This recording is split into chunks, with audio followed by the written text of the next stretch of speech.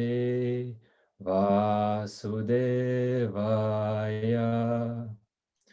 Om Namo Bhagavate Vasudevaya. Om Namo Bhagavate Vasudevaya. Text 25. Avyakto yam achintyo yam avikaryo yam uchyate tasmadevam viditvenam nanu shochitam arhasi. It is said that the soul is invisible, inconceivable, and immutable. Knowing this, you should not grieve for the body. Text 26. Atachainam nityajatam nityam vamanyase mritam tatapi tvam mahabaho nainam shochitam arhasi. If, however, you think that the soul, or the symptoms of life, will always be born and die forever, you still have no reason to lament, O mighty armed. Text 27.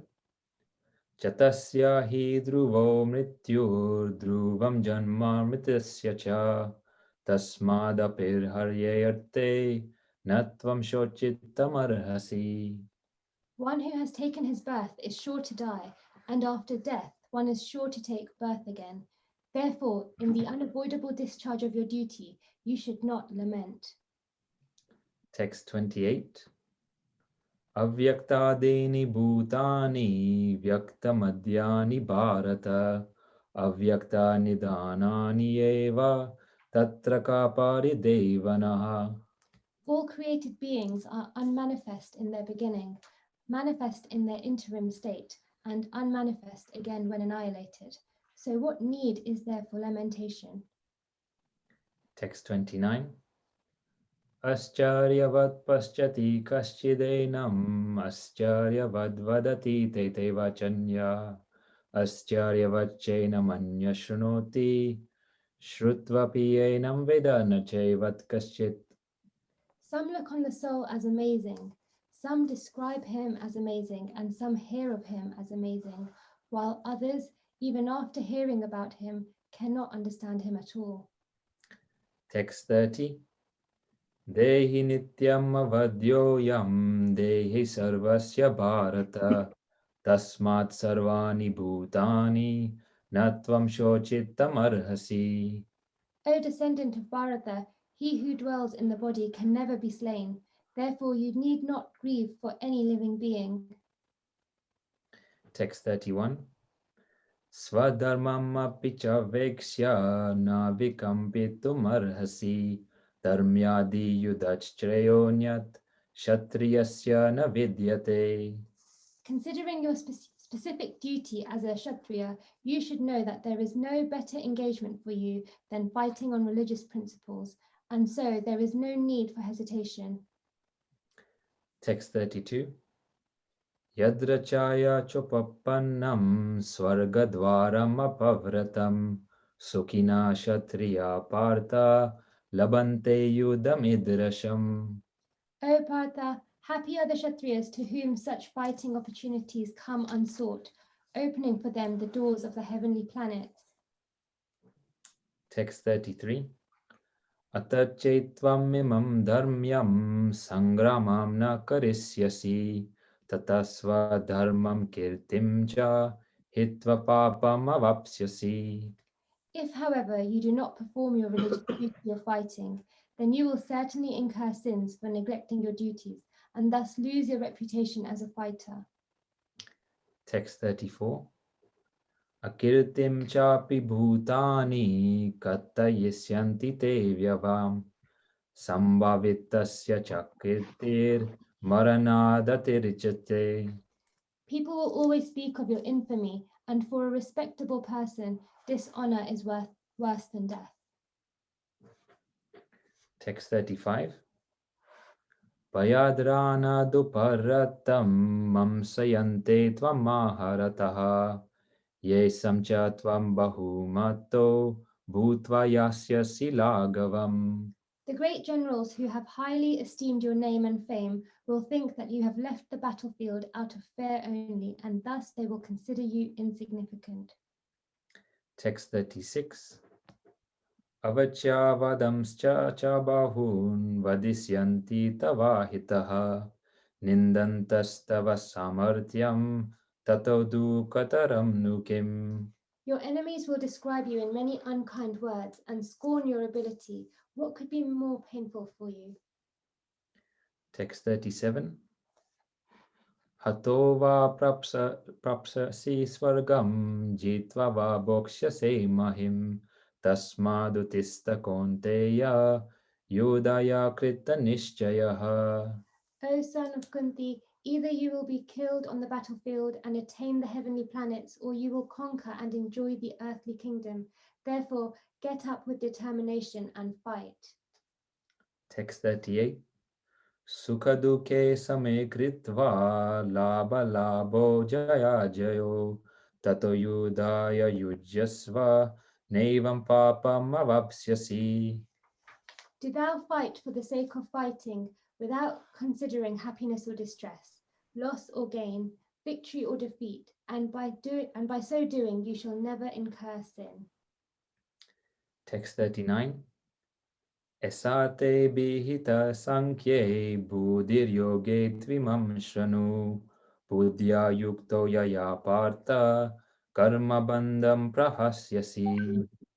Thus far, I have described this knowledge to you through analytical study. Now listen as I explain it in terms of working without fruitive results. O son of Pratha, when you act in such knowledge, you can free yourself from the bondage of works. Text 40. Neha bikrama nashosti pratyavayo na vidyate svalpamapi asya dharmasya trayate mahato bhayat. In the endeavor, there is no loss or diminution, and a little advancement on this path can protect one from the most dangerous type of fear. Text 41. Vyavasayatmika buddhir ekaha kuru nandana bahushaka hyanantascha bodhayo vyavasayinam. Those who are on this path are resolute in purpose, and their aim is one. O beloved child of the Gurus, the intelligence of those who are irresolute is many branched. Text 42 to 43. Yamimam pushpitam vacham pravadanti avipishita vedavada rata partha nanyadastiti vadinaha kamatmana svagapara janma karma falapradam kriya vishesha bahulam bhogeshwarya gatim prati. Men of small knowledge are very much attached to the flowery words of the Vedas, which recommend various fruitive activities for elevation to heavenly planets, resultant good birth, power, and so forth. Being desirous of sense gratification and opulent life, they say that there is nothing more than this. Text 44. Bhogeshwarya prasaktanam taya parta chetesam vyavasayatmika buddhi samado na vidyate. In the minds of those who are too attached to sense enjoyment and material opulence, and who are bewildered by such things, the resolute determination for devotional service to the Supreme Lord does not take place. Text 45. Trigunya vishaya veda nistragunyu bhavarjuna nirdvandvo nitya sattvasto niryoga shema atmavan. The Vedas deal mainly with the subject of the three modes of material nature. O Arjuna, become transcendental to these three modes, be free from all dualities and from all anxieties for gain and safety, and be established in the self. Text 46. Yavanartha udapane sarvata samplutodake tavan sarvesu vedesu brahmanasya vijanataha. All purposes served by a small well can at once be served by a great reservoir of water. Similarly, all the purposes of the Vedas can be served to one who knows the purpose behind them. Text 47. Karmanyevadikaraste ma phalesu kadachana ma karma phala heturbhur ma te sangostva karmani. You have a right to perform your prescribed duty, but you are not entitled to the fruits of action. Never consider yourself the cause of the results of your activities, and never be attached to not doing your duty. Text 48. Yogastha kuru karmani sangam tyaktva dhananjaya siddhya siddhyo samo bhutva samatvam yoga uchyate. Perform your duty equiposed, O Arjuna, abandoning all attachment to success or failure. Such equanimity is called yoga. Hare Krishna. Hare Krishna. Hare Krishna. Thank you very much, Ravi Prabhu and Naika Mataji. Wonderful recitation.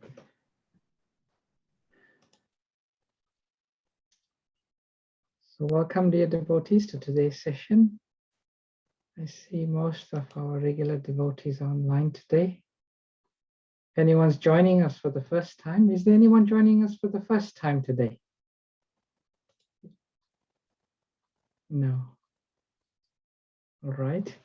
So we continue with chapter 2, entitled The Contents of the Gita Summarized. And today we will be discussing text number 44 in more detail.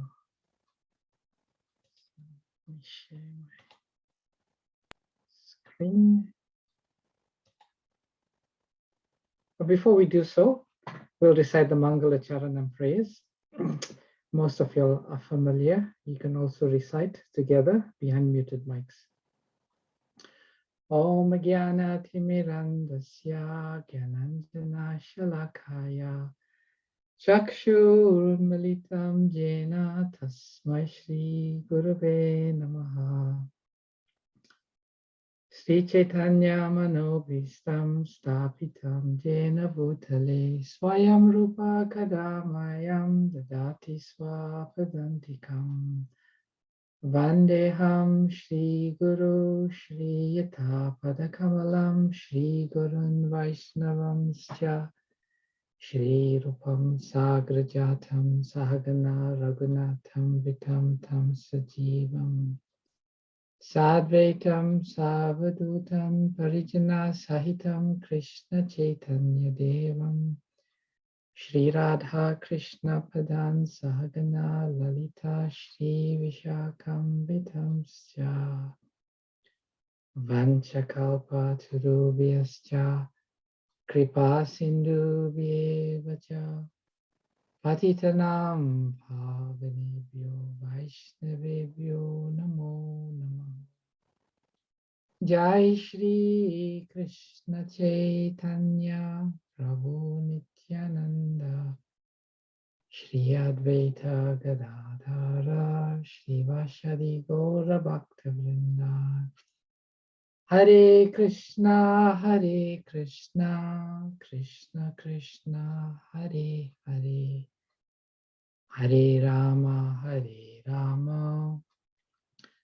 Rama Rama Hare Hare Nama Om Vishnupadaya Krishna Prasthaya Bhutale Shrimate Bhaktivedanta Swaminiti Namine Namaste Saraswati Deve Gauravani Pracharine Nirvishesha Shunyavadi Paschacha Dishatarine Srila Prabhupada Ki Jai.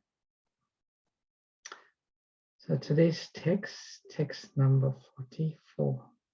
So the context of this verse is Arjuna presented many arguments for not fighting. And in response, the Lord has been countering progressively Arjuna's different arguments. And we will observe that the Lord is speaking to Arjuna at a certain level. And previously he was speaking to Arjuna from the platform of Karma Kanda about how one should perform one's duty to go to the heavenly planets and avoid going to hell, and so on, as Arjuna had made some arguments on the basis of Karma Kandya. Karma Kandya is the section of the Vedas that deals with fruitive action and results. So in the last few verses, starting from verse number 41, the Lord has been taking Arjuna to a higher platform, a platform higher than Karma Kandya. And this is the platform of Buddhi or intelligence, Buddhi Yoga. So Krishna has been trying to instill within Arjuna that he should sharpen his intelligence. And by sharpening his intelligence, he will overcome all of these false arguments to renounce. So in this verse we are going to study today is part of that section of Buddhi Yoga or intelligence. So Bhogashvarya Prakashtanam Taya Parita Chetasam Vyavasyatmika Vyavasyatmika Buddhir Samadho na vihidyate. Word for word synonyms. Bhoga, to material enjoyment. Aishvarya, an opulence. Prasaktanam, for those who are attached. Taya, by such things. Aparita chetasam, bewildered in mind. Vyavasayatmika, fixed in determination. Buddhi, devotional service to the Lord. Samahado, in the controlled mind. Na, never. Vidhi yate, does not take place. Translation. In the minds of those who are too attached to sense enjoyment and material opulence, and who are bewildered by such things, the resolute determination for devotional service to the Supreme Lord does not take place. Purport by Srila Prabhupada.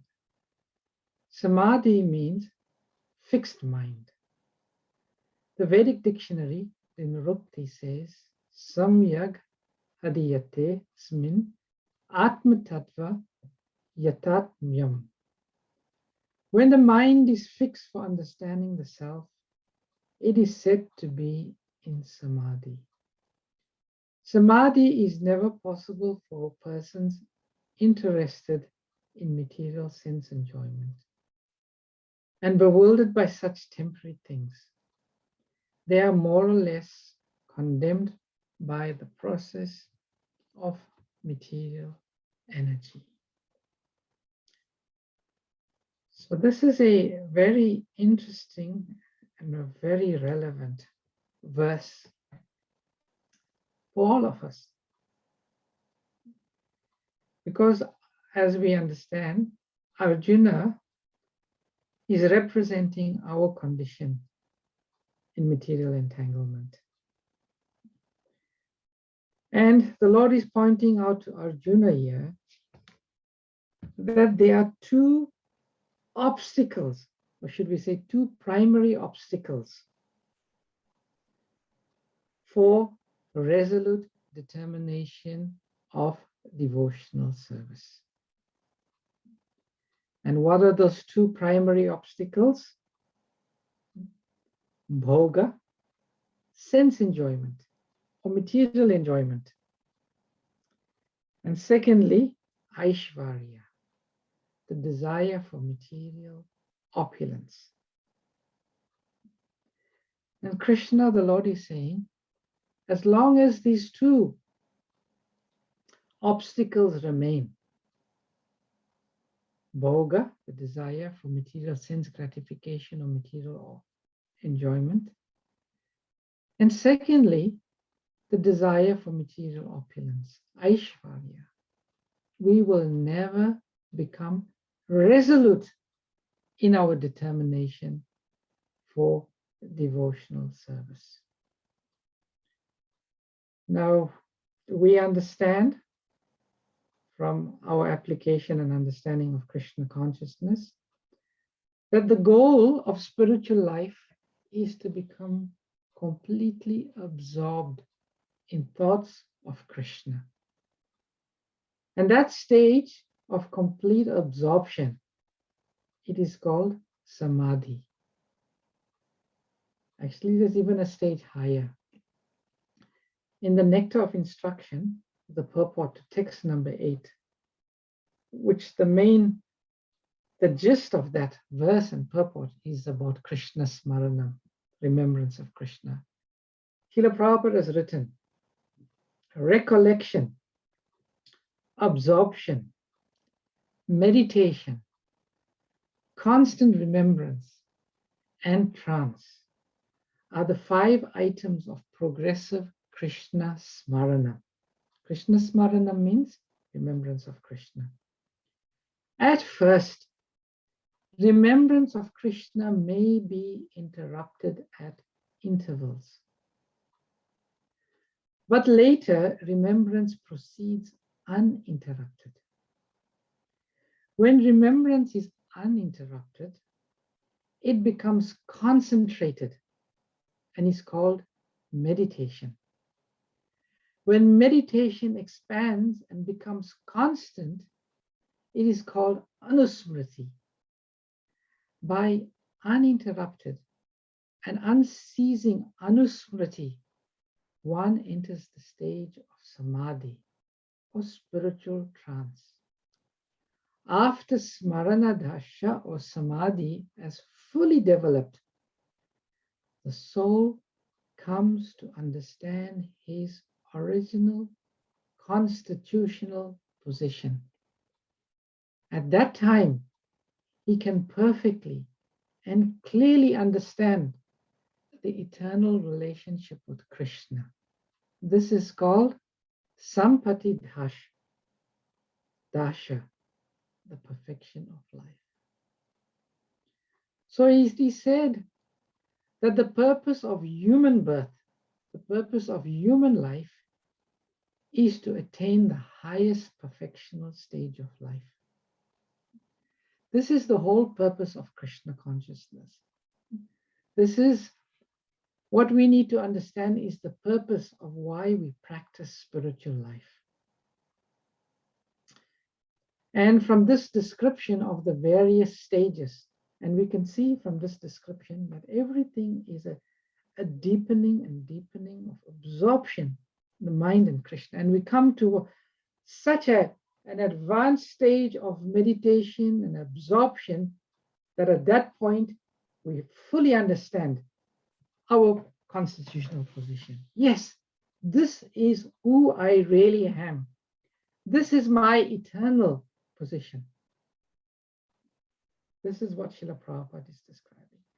And Srila Prabhupada says that at the first stage, remembrance may be interrupted. It may be interrupted. So we need to move beyond the stage of interruption. And that requires resolute determination. And this verse, which is in one sense a continuation of text number 41, where Krishna has said, those who are on this path are resolute in purpose, and their aim is one. O beloved child of the Kurus, the intelligence of those who are irresolute is many branched. Many branched. So we need to come to what we call the stage of nishta, fixed. As long as there is bhoga and desire for aishvarya, we will go up our consciousness will go down, and we may be able to raise it, but it'll come down again. It'll keep coming down, and we will never be able to be fixed. Why? We all know from practical experience. We want to chant Hare Krishna. We sit down with all good intention. But because the mind is not fixed, nishta, because it still may be disturbed by some levels of bhoga and aishvarya, we cannot chant in a concentrated way. We all know we should read the Shastra with full absorption and take in every word and meditate on it. But even when we read, the mind wanders. We want to do puja with absolute and fixed concentration. But even that attempt is interrupted. So we have to move beyond the stage of interruption. And the Lord is saying here, for those whose mind is attached to those two obstacles and who are bewildered by such obstacles, that resolute determination, that stage of fixed nishta, it does not take place. It does not take place. So we have to go beyond that. Now, one may ask, why is Krishna saying this to Arjuna? So Krishna is telling Arjuna, you are bewildered. Your mind has become unsteady. It is fluctuating. You are confused because you are operating on the platform of the mind. You need to come to the stage of buddhi yoga, intelligence.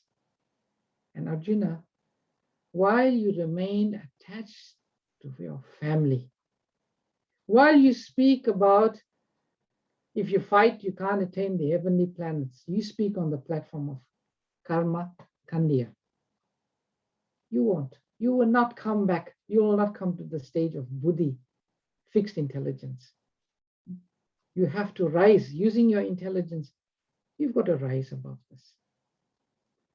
And this is very, very relevant for us. In the 59th verse,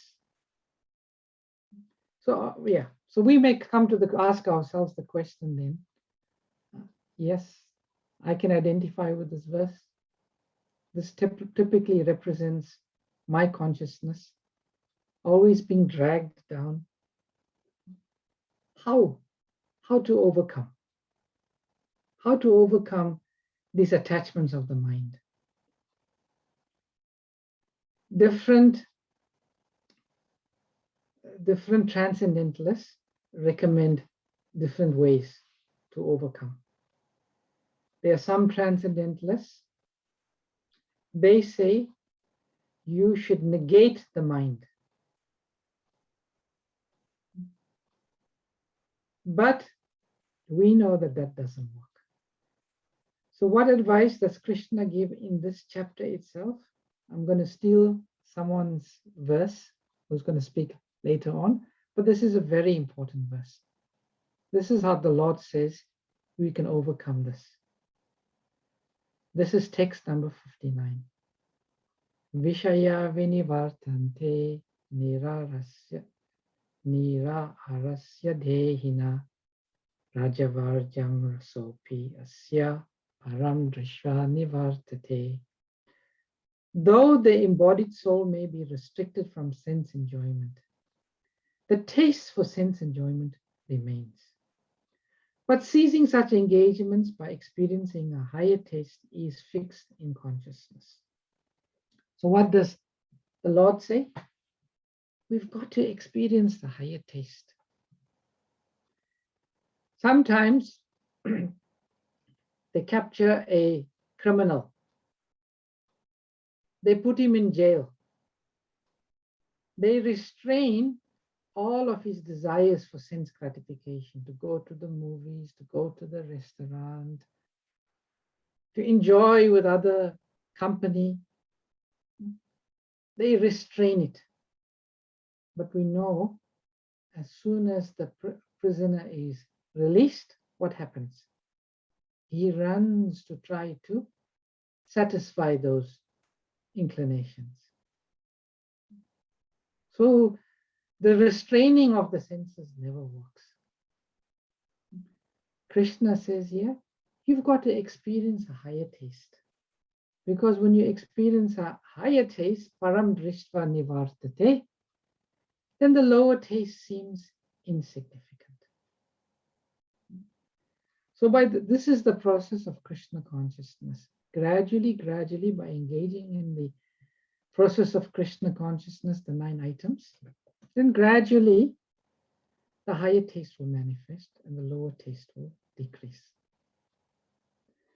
Now, I was saying earlier on that by engaging in sense gratification, it lowers our consciousness. One time, one disciple asked Srila Prabhupada, what is the consequence of illicit sex? It doesn't really seem that bad, is it? What is the consequence? And Srila Prabhupada gave a very simple response. Prabhupada said, you lose your chance to become Krishna conscious. Why? Because sense gratification lowers our consciousness.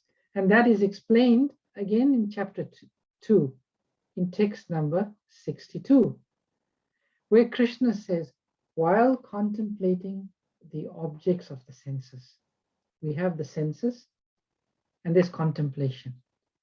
What follows contemplation? Attachment. And what follows attachment? Lust. And from lust, what happens? Anger arises if lust is not fulfilled. And Krishna says in the next verse, from anger, one falls down. So the sense gratification, it really brings our consciousness down. It's like a yo-yo. You engage in sense gratification or you think of sense gratification, it brings your consciousness. And that never makes us successful. We were talking about the yogis trying to restrain the senses. But in the Narada Pancharatra, the great authority on bhakti, Sri Narada, he says, Sarvapadi vinirmuktam tat paratvena nirmalam rishikena rishikesha sevanam bhakti uchyate. Bhakti or devotional service means engaging all our senses in the service of the Lord, the Supreme Personality of Godhead, the master of the senses. When the spirit soul renders service unto the Supreme, there are 2 side effects. One is freed from all material designations, and one's senses are purified simply by being employed in the service of the Lord. So the process of bhakti means we never deny the senses. We never try to restrain the senses, but we try to engage all our senses in the service of the Lord. And when we engage the services in the senses of the Lord, Rishikesha, the master of the senses, there are 2 wonderful side effects. The first is we become free of material designation. That means we think, I am not this body. I am not these senses. Why should I become a slave of these senses? Why should I allow myself to be brought down by something which I am not? These senses, they belong to Krishna. Let me use them in Krishna service. So we become free from material designation. And the second one is our senses become purified. What does our senses become purified?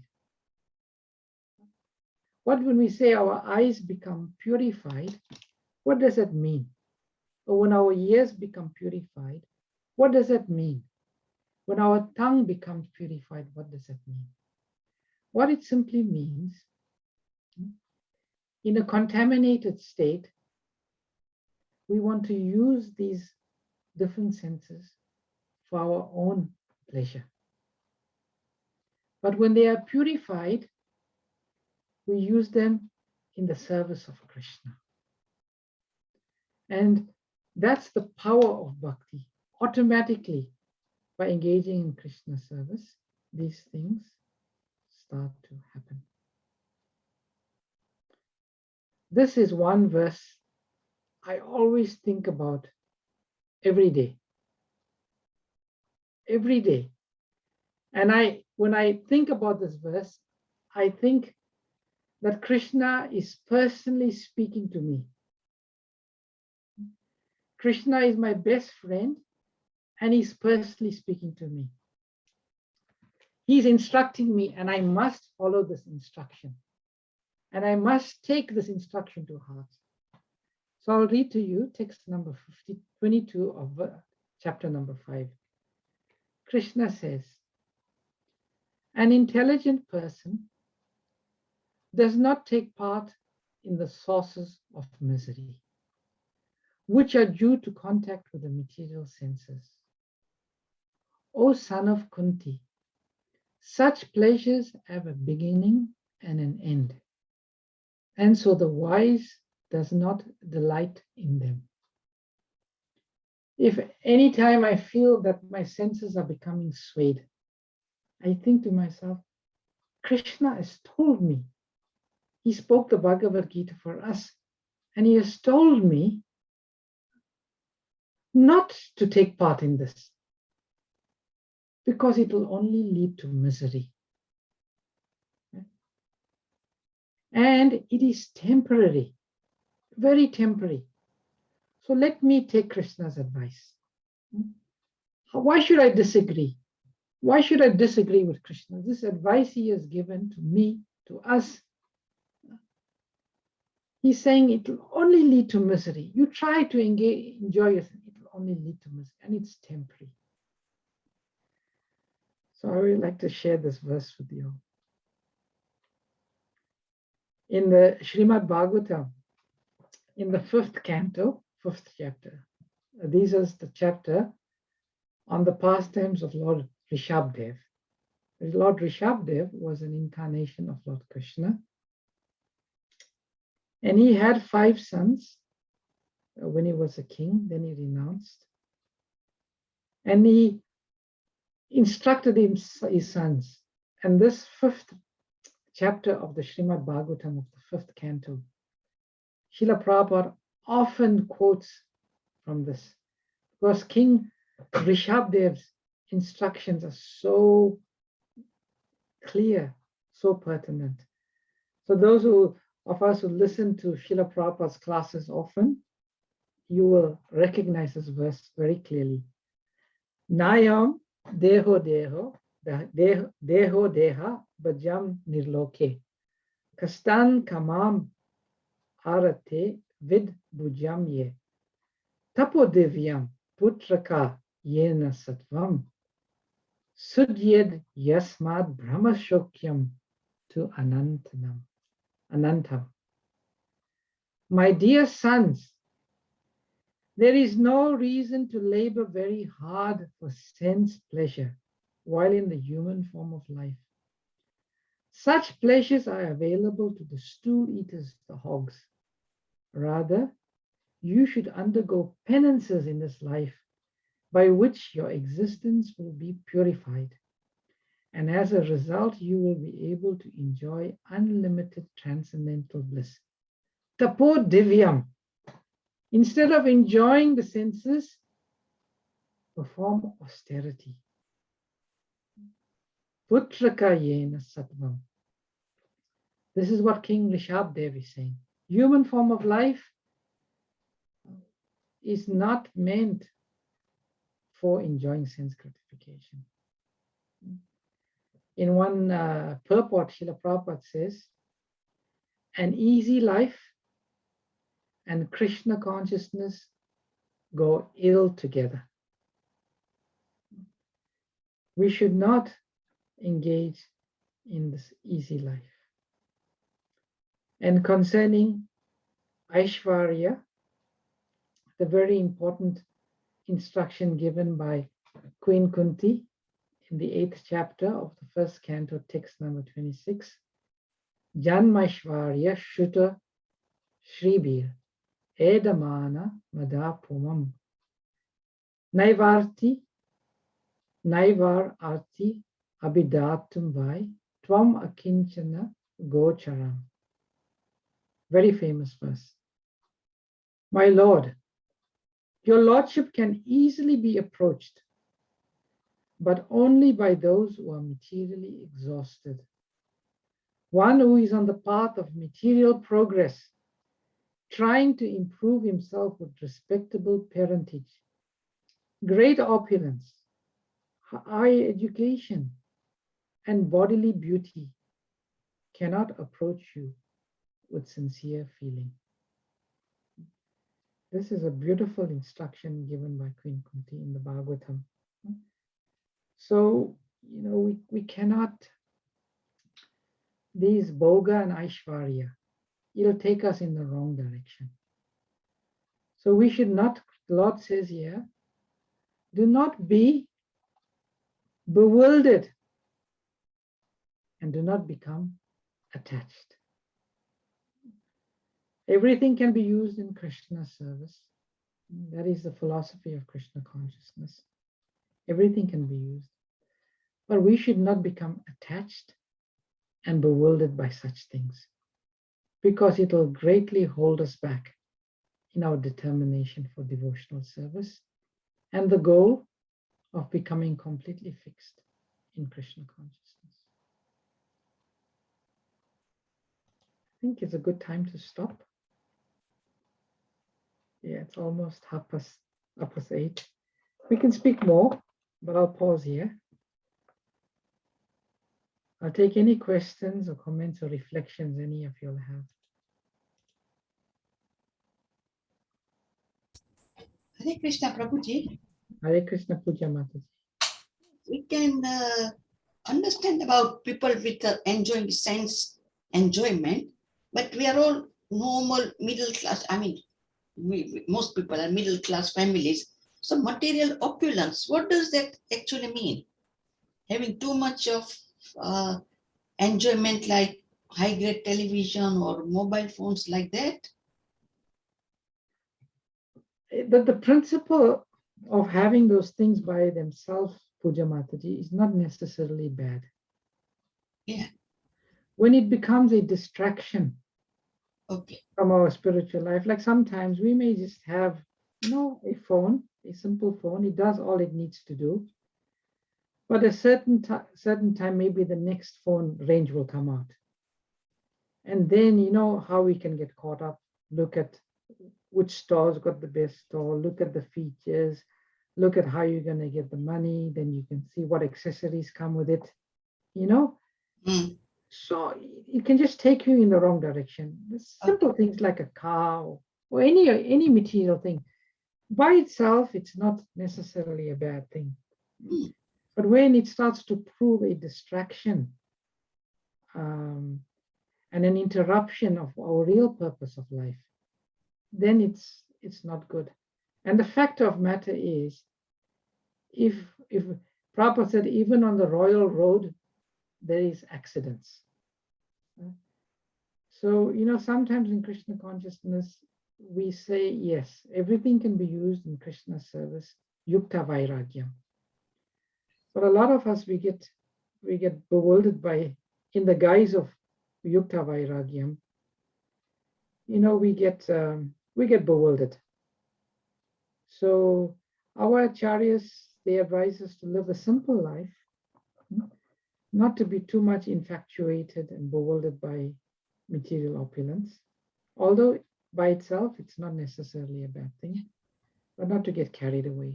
So Material opulence by itself is not a bad thing, Puja Mataji, is when it starts to prove a distraction. And for most people, it will become a distraction. So it's okay to have them, but avoid the distraction that it causes. Yeah. Yeah. Yeah. That's it. All right. Okay. Thank you, Prabhuji. Hare Krishna. Let me see. I see some comments have come up. Let me see if I can see that from Goethe. Goethe has a question about Srimad Bhagavatam. Yes, sure, Goethe. Please go ahead and ask. Hare Krishna Prabhu, thank you so much for the lecture. Can you hear me? I can hear you. Yes, thank you. Please go ahead. Krishna. I was just reading the Canto 1 of Srimad Bhagavatam today. The question just arose in my mind because it starts off with Srila Vyasadeva speaking, as I understand it. Mhm. And then he goes on to talk about Sutta Goswami straight away in the forest of Naimisharanya. Mhm. And when Sutta Goswami is about to speak, he offers obeisances to Srila Vyasadeva. Mhm. And he says that he's the compiler of the Srimad Bhagavatam. So I'm a little bit confused about the timeline of the Srimad Bhagavatam. Okay. So So the timeline is Srila Vyasadeva. Well, you know that Srimad Bhagavatam is a narration of the conversation between Shukadev Goswami and Maharaj Parikshit. Yeah. So in that assembly where Shukadev Goswami spoke the Bhagavatam to Parikshit, Mm-hmm. seated in that assembly was Sutta Goswami. Mm-hmm. Mm-hmm. Parikshit, Shukadev Goswami had heard the Bhagavatam from his father, Vyasadeva. So the timeline is I think it was about 200 years, I just can't remember it off the top of my head. After the departure of Lord Krishna, it was not 200, it was about 30 years, I think it said. Parikshit was the grandson, the great-grandson of Arjuna. He was cursed and he spoke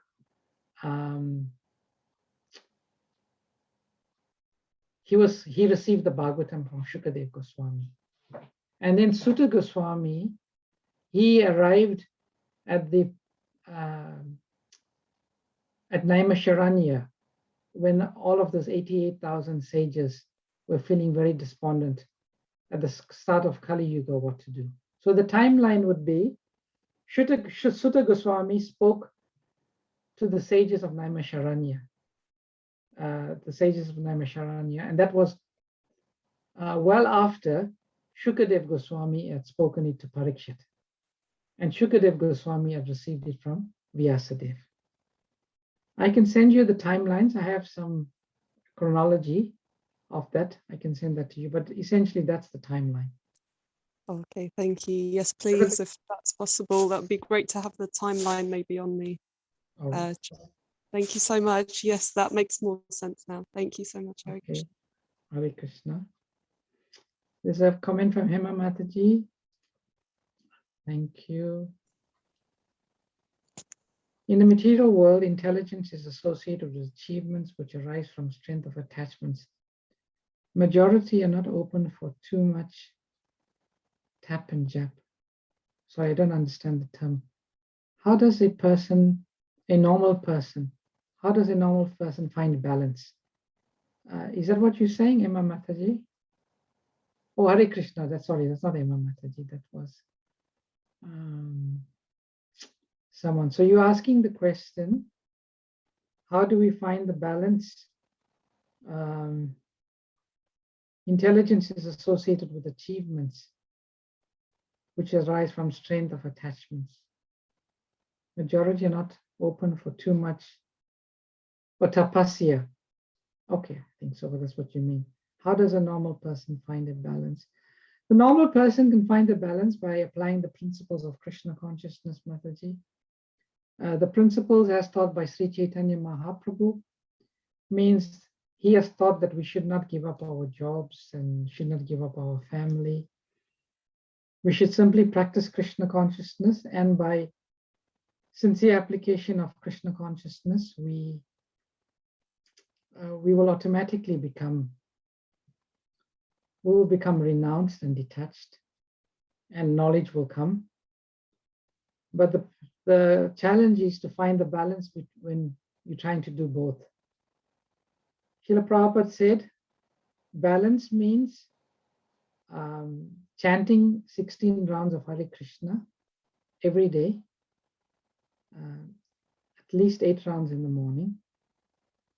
Reading, Prabhupada said at least in the temple we should read for 2 hours, but for us maybe 2 hours is not practical, at least for 1 hour. Worship the deity and offer everything that we eat to Krishna, and also when we get some time, engage in some preaching activity. If we can engage in those activities, then the balance will be there. That's the formula Prabhupada gave. Is watching sports, films, TV, and listening to music considered as a sense enjoyment? The simple definition of sense enjoyment that Srila Prabhupada gave was anything not connected to Krishna is generally considered sense enjoyment.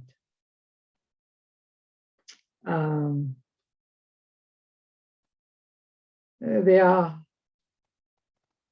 are some devotees who are advanced in Krishna consciousness, and in practically all their activities, they can connect it to Krishna.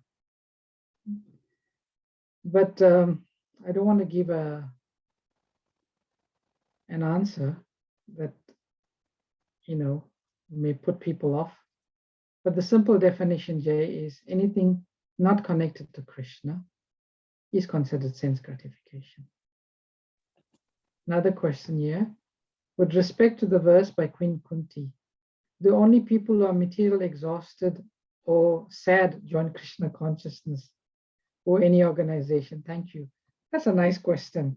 No, Mataji, Krishna doesn't want us to be sad. Krishna doesn't want us to be morose. Krishna doesn't want us to be poverty-stricken. That's not Krishna's aim. The principle here is actually two main principles. One is a simple life is best for Krishna consciousness. And too much of opulence is a distraction. So we should have all that we can have all that we need, and we don't have to necessarily put ourselves in a poverty-stricken situation. And definitely we don't have to be sad. Krishna consciousness is meant to be a joyful situation. So that's not what Kunti Devi is saying. Kunti Devi is talking about the consciousness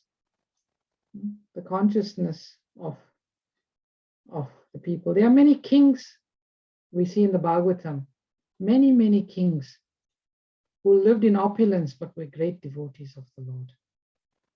So just by those examples, we know. But we see in all of the lives of all those kings, Bharat Maharaj, he was the emperor of the entire world. At some point in time, he left his kingdom. Maharaj Parikshit, the emperor of the world. At some point in time, he gave up the opulence. So you see in the Bhagavatam and the life of the great saintly kings, the Raja Rishis, who lived in opulence.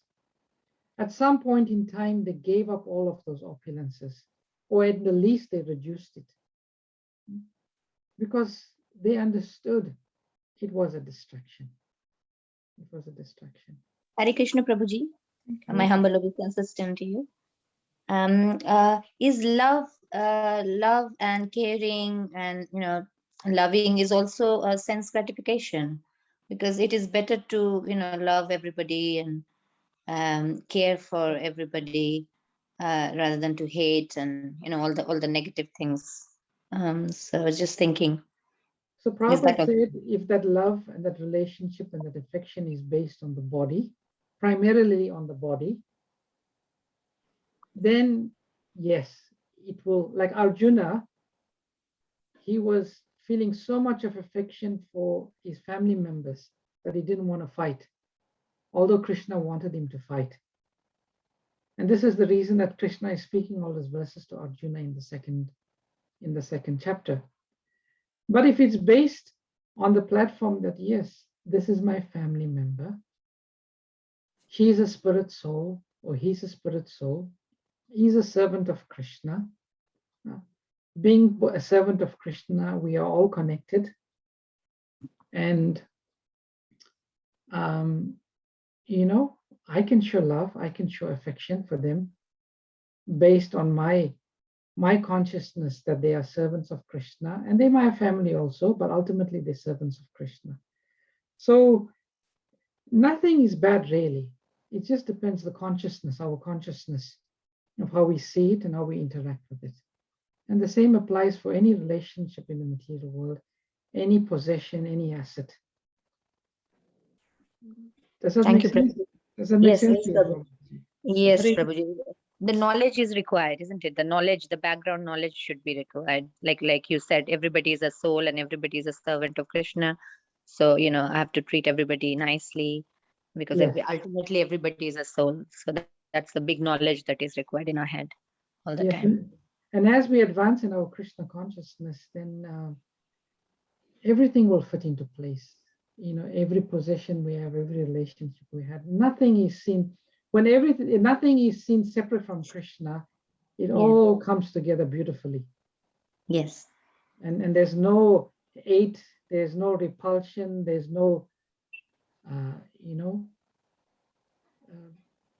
rejection, Resentment. resentment, nothing like that. Yes. That's the beauty of Krishna consciousness. Absolutely, Prabhuji. Thank you very much. Hare Krishna. Hare Krishna, Prabhuji. Hare Can you Krishna, just Prabhuji. explain the 16 rounds? I personally only do 4 rounds, but I do chant. I listen to the Mahamantra on my way to work and things like that. So I don't actually do the rounds, but all in all, I must be chanting so many times during the day. So how does that work then? Should I be doing the rounds more?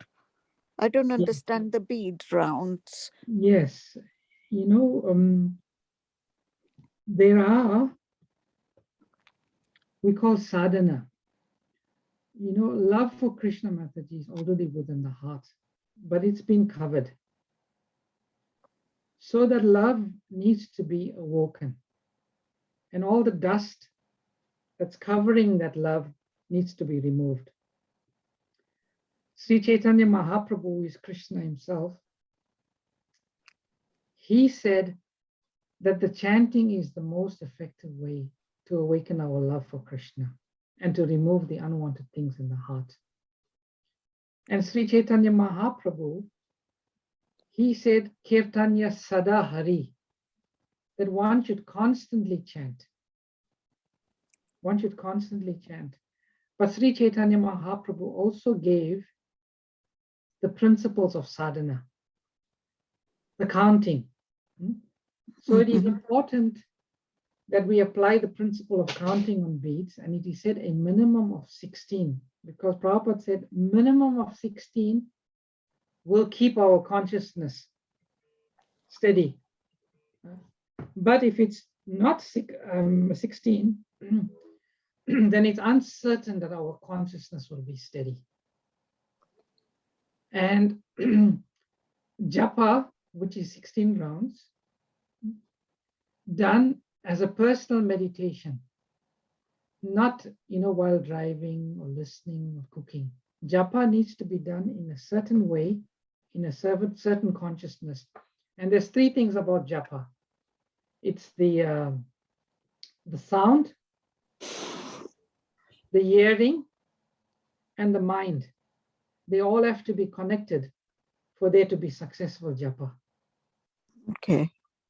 And you can only do that when you are situated by yourself, only you and the holy name, nothing else, only you and the holy name.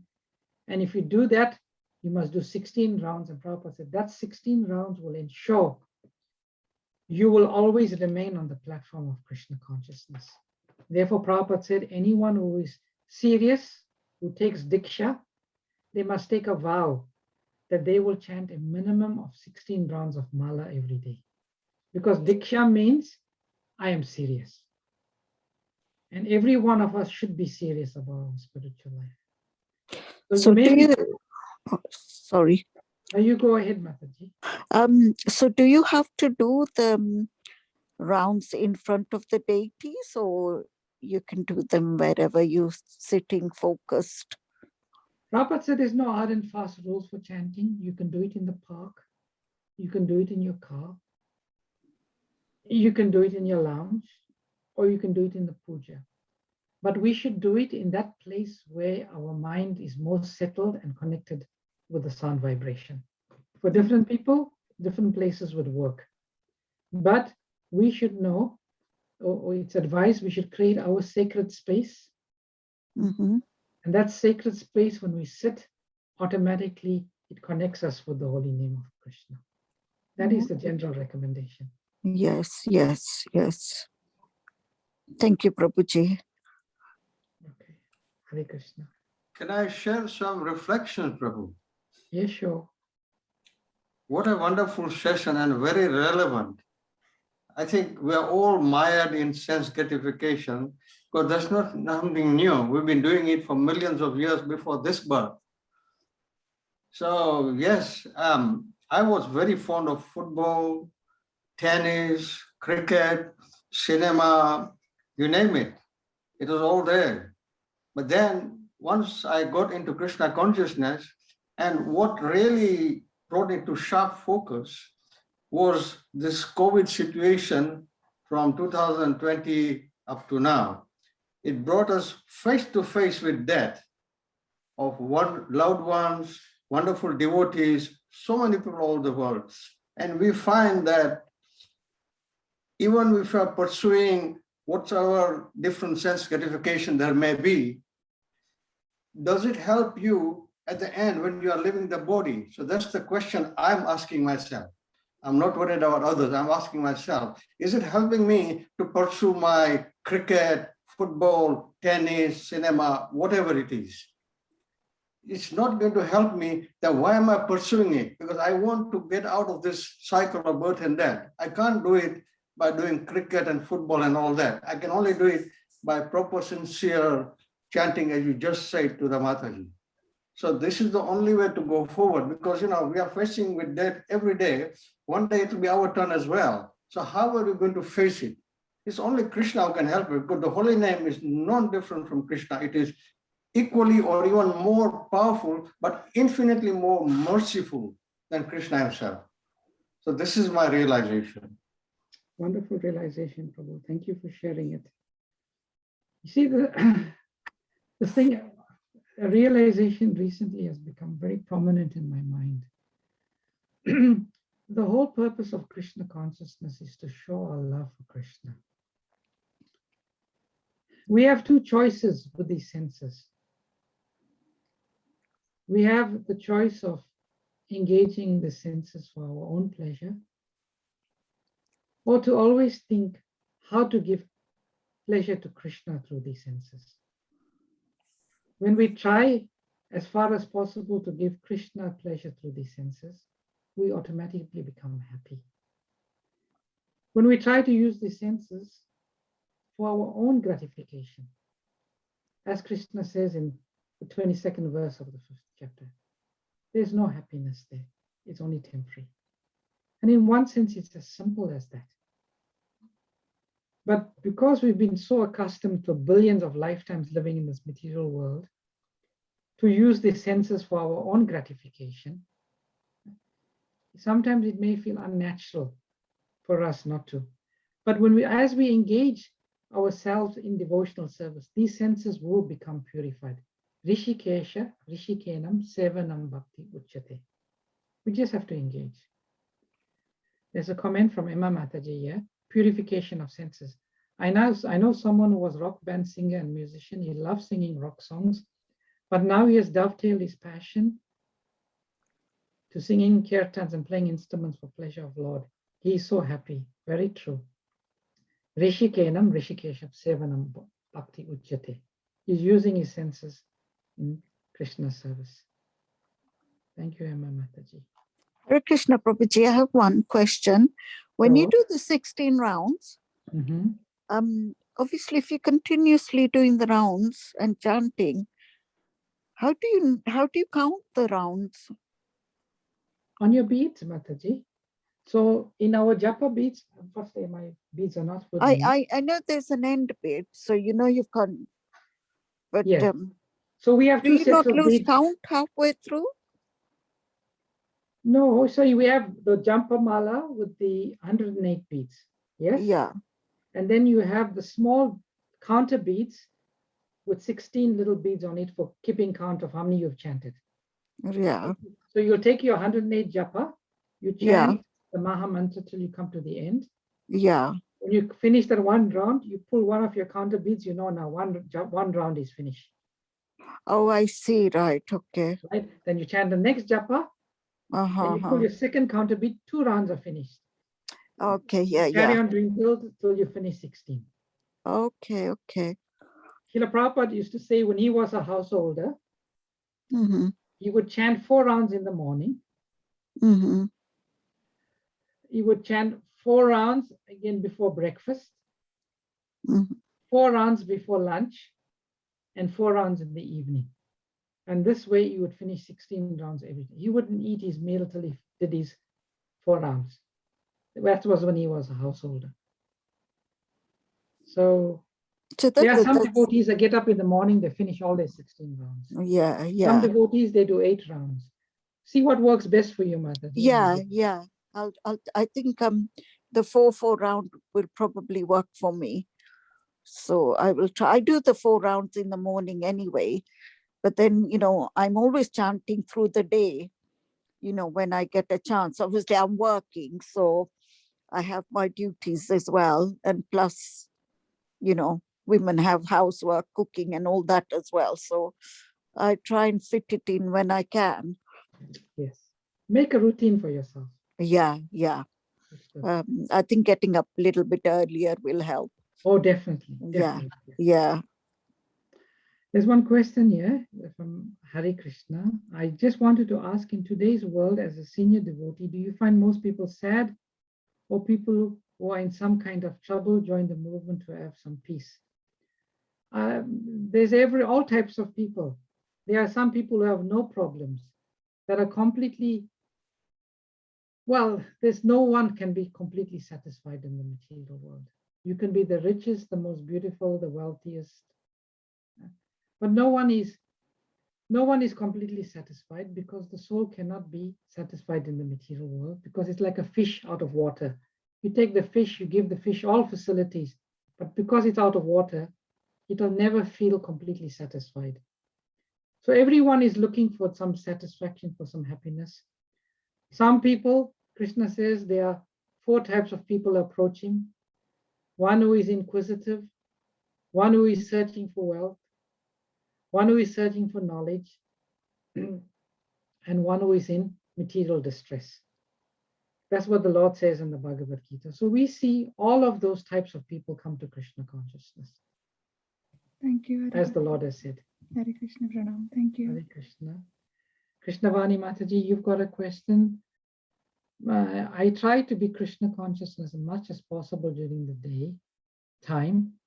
But when I go to sleep, I am under the influence of mind and Maya, get into so many dreams.